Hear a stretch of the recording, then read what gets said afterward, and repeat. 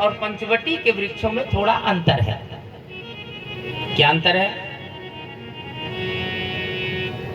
पंचवटी में 5 के 5 बट के ही वृक्ष हैं।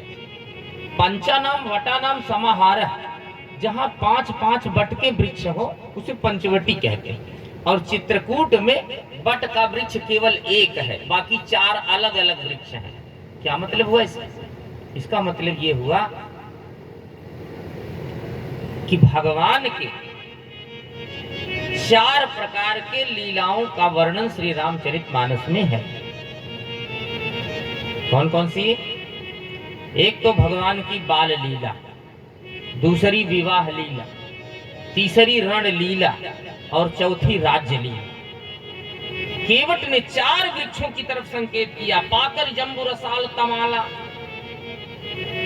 तो पाकर का वृक्ष भगवान की बाल लीला है, जम्बू भगवान की विवाह लीला, रसाल भगवान की रण लीला और तमाल ये भगवान की राज्य लीला।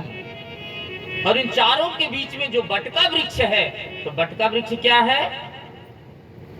बट विश्वास अचल निज धर्मा। क्या बात है! बट का वृक्ष विश्वास का प्रतीक है।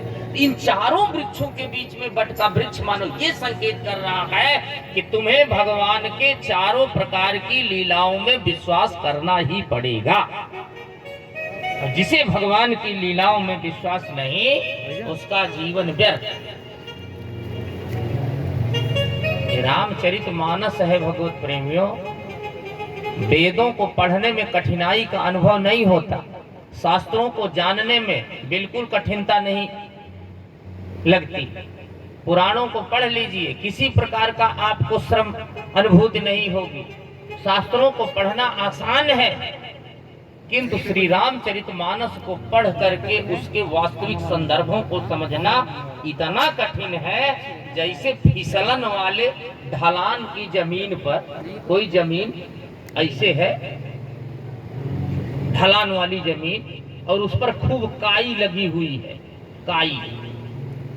और कोई नई नवेली दुल्हन अपने सिर पर पानी का मटका भर कर ले करके जब काई लगी हुई ढलान वाले जमीन पर चलेगी तो कितना संभाल कर चलना पड़ता है, कल्पना करिए। नाखून धसा धसा करके बहुत संभाल करके चलना पड़ता है, नहीं तो जरा सी इधर उधर हुआ, पैर फिसला कि गए।